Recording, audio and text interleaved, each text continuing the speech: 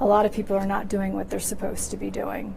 Are you really ready for this job? Are you worth that kind of money, $1 a resident? Yeah. So you're going to be firing managers, right? I don't know who I'm going to. Wait. People are not doing their jobs. You know, once I get in a little bit. Wait a second. Did you just bury the lead? Did you hear that? People watching want to know that there's going to be accountability. I believe in this program. I believe that if you provide people who do not have the same means as others with a good home, it helps 100 different things kind of get settled. So the notion that we don't have, that we begin losing units is just horrific. And I think people that are concerned about that. Yes, really and are. we should be, because we don't have that potential exists when you don't invest in the capital and reinvest in the buildings.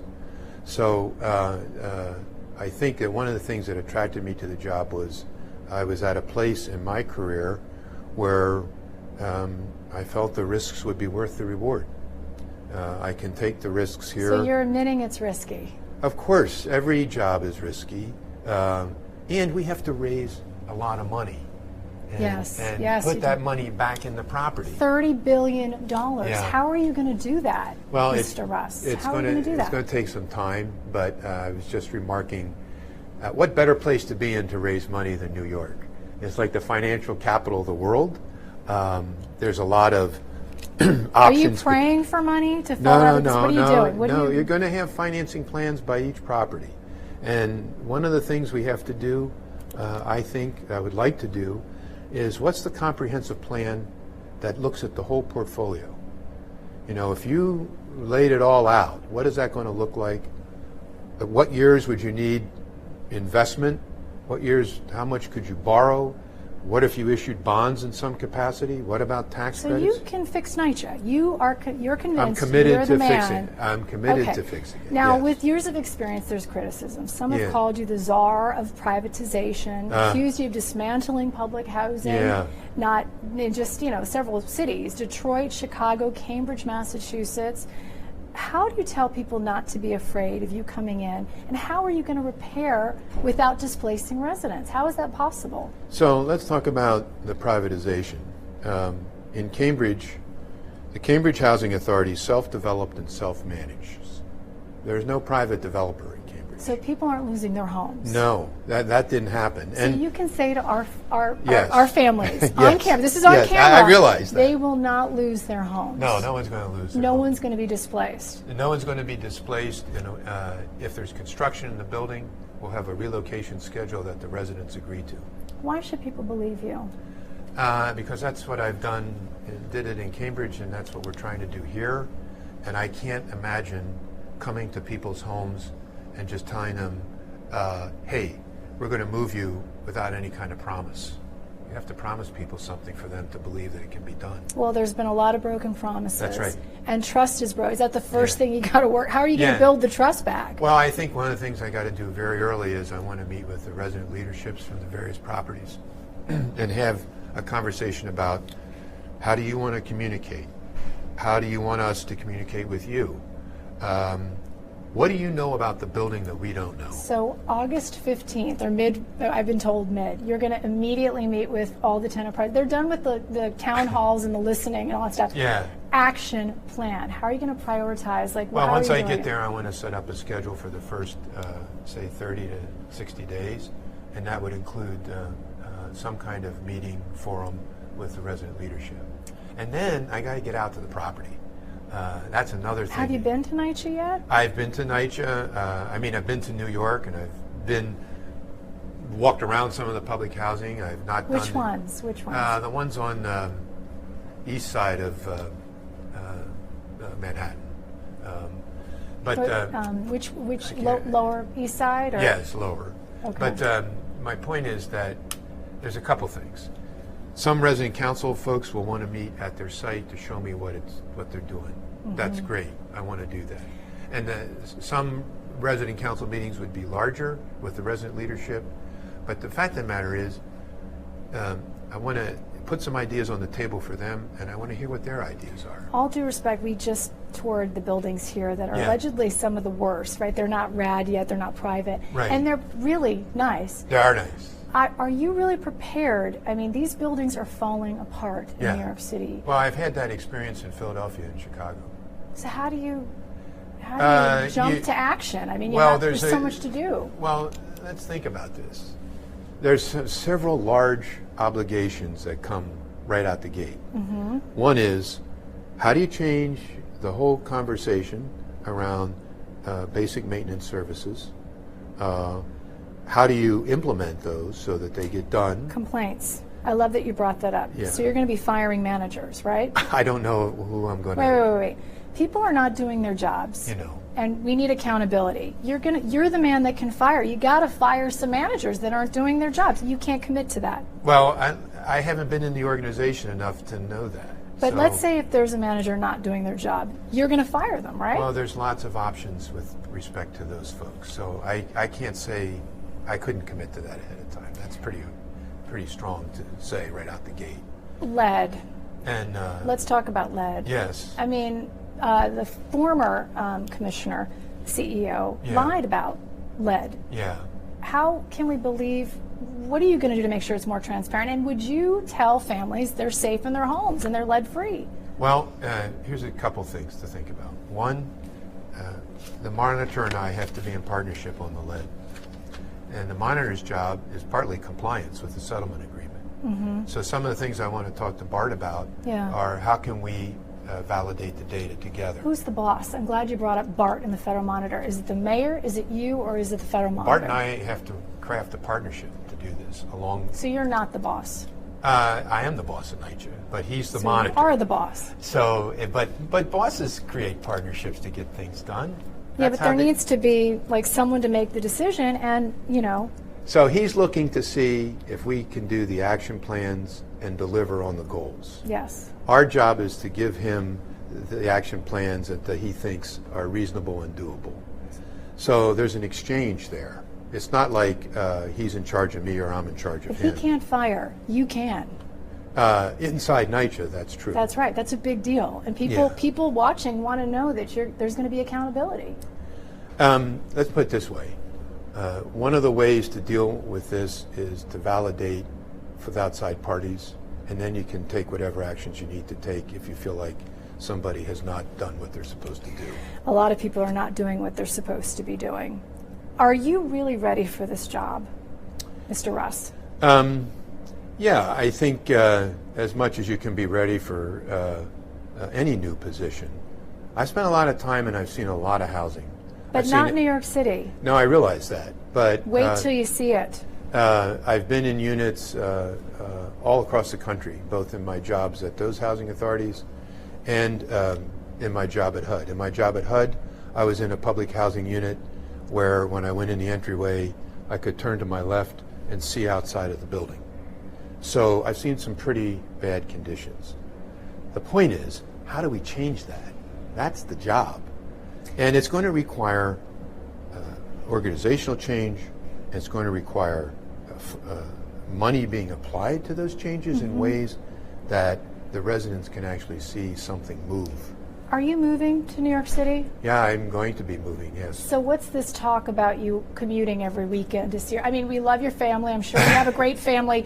But there's there are families, 400,000 families that need you. So can you commit to being a full-time CEO? Oh, yeah. No, what does that look like? That's however many hours it takes. Weekends? If it takes weekends, yes. So you're not flying here to see your family on the weekends?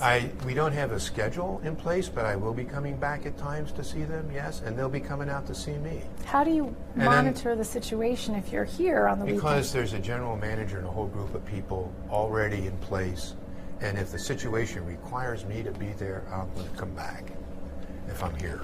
But frankly, some of the trips will involve the kids and my wife coming to New York, because our plan is in year 2, after this school year, they're going to come out and join me. So there's a longer. Oh, so they're joining you in. They're going to join me in New York, and the reason I'm a family woman myself. I have yeah, two small children. Yeah, okay, yes. but and how old are they? 6 and 5. Oh wow, okay. But I have to say, these families have to come first. Now that you've taken this public, and you understand that. I understand that. I understand that. And let's be clear. I see this as a full-time job. When I'm in New York this first year, what am I going to be doing? I'm going to be working. And we're paying you. That's right. You're paying me $402,000. That's more than the president makes. Are you worth that kind of money? $1 a resident? Are you worth that I much? haven't thought of it that way. I'm being serious, actually. No, I understand that, but here's my bottom. This is our money. My bottom line is okay. I'm coming. I've got the arrangement. I've got. Can I produce? Yes. And if I can't produce, action. Right. If I can't produce, and we're 6-9 months from now, then the residents have a right to be upset. Wait a second. You're saying 6 to 9 months we should see something. What? I don't know yet. I've got to get in there and find out. But we're going to. There's tons of things that are already required for NYCHA to meet in the settlement agreement. One of the things about that agreement that's very compelling is it sets a clear goal and timetables. So the question I have when I get in there is how are we going to meet those? And some of those timetables are already ticking. So that's going to be important to meet those goals, because what folks don't understand about that's a 20-year deal. There's timetables in there that take NYCHA out. I know, but we can't wait 20 years. No, I understand. But I understand what you're saying. It's a long-term mission. It's a marathon. But if you think about your concern, let's think about that. We have to raise a high number for the whole portfolio, and we have to improve conditions at each property. And those have to happen at the same time. I have to ask you this conflict of interest. Some have accused your family of having ties to the largest owners of federally subsidized low-income housing here in Minnesota. Ties and Tally. Tees and Tally? Tees and Tally. Yeah. Talk to me. Is there a conflict of interest here? No. Is your family making money off of? No. First of all, it's just not true. Secondly, my father-in-law is not the largest tax credit owner. So your father-in-law does own the company? He owns units in many states. Your wife's father, yes. Yeah. Okay. And but he's not he has but one property in Minneapolis. Why is that not a conflict of interest? Because we don't have anything to do with that property. He's not receiving any money from us. I'm not receiving any money from him. That is connected to the Minneapolis Public Housing Authority. And actually, we wrote a letter when this charge came up. There's a letter to City Council and the Mayor that explains what we did to make sure a conflict did not occur inadvertently. Say if a voucher family leased one of his units, I have to separate myself from that. So we set that all up and explained it. This was disclosed when they did the search for this position. It was disclosed again when the board hired me. It's all public information as to what the relationship, the true relationship is. Others in the community have chosen to put their own spin on it, and that's unfortunate. Hope. I like to always end with hope. Okay. Talk directly to our families, and I guess you can still look at me, but I just want to, I want to hear from someone the action plan and what you can promise people. And I hate to say it, they've heard so many promises before. What can you say? There's a couple things. One, I believe in hearing what the residents have to say about their own apartments and their own properties. And in there, if you can show residents that you're really listening and valuing what they're saying, you can begin to build a relationship. And it took a while in Cambridge. It's taken me a while here. In fact, one of the reasons I was a little bit late, one of the resident leaders here was, we had formed a tight bond, and it's going to be hard to say goodbye. But the promises that I made to her are the same promises I would make in New York. You have to listen to people. And one thing you can't do, we run these large institutions like NYCHA, and the tendency of a large institution is to kind of get on its track and just run. Yes, that's what they've been doing. And, but who's the passenger? It's all the resident families, and they have a say in this and what that means. I'm going to hold you to that. I intend to be very active and engaged with those families, and also you know, just looking at the news coverage on NYCHA and folks. Have you seen some of our stuff? Yeah, I have. Yeah. Yeah, I have seen it. Shocking, right? It's difficult. Shocking. Really difficult. And here's the question is, okay, do we fix that? And we have a short-term fix most likely, but what's the long term? Because I've said this in the interview process. We have to fix the delivery of maintenance, and the maintenance stuff that's outstanding is intolerable. But at the same time, if we don't raise the other money over the long haul, the cycle will repeat itself. Because the buildings really do need, given their age, they need to be renewed. They need to look like they did when they were built for the New Deal. I want to believe you too, and I also am committed to the families who have shared their stories with us for so many months now.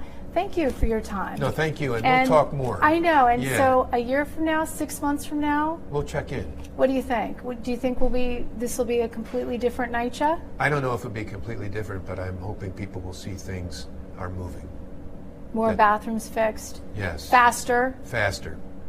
I've had folks in other housing authorities tell me, well, you know, if I'm calling in a work order and it's a particular trade, that trade's really backed up, I can't get to it for 6 months, that can't happen. We have to figure out how to do it timely. And we have to ask the residents, what do you think are reasonable goals? Yeah. You know, you live in the building, what do you think they should be? So. Thank you. Thank you. You know what? A lot other CEOs have run for me, as you know. I've run after a lot of GMs, and you sitting down and talking to us before your day one is very. We appreciate that, and we hope it's many sit downs to come. I hope so. And you'll be on my Facebook show. I have a Facebook show, and I'd love to have you on. And I've never been on Facebook video. This is my first time. You've never been. Oh wait, you know? I'm going to do. You're going to be on my Facebook all the time now. Shout out to my sister if she's watching. Okay, so. All right. Well, it was really nice to meet you. It's a pleasure. And thanks for saying. It was a tough interview, but I think you answered a lot of our questions. And will you keep us posted? I will.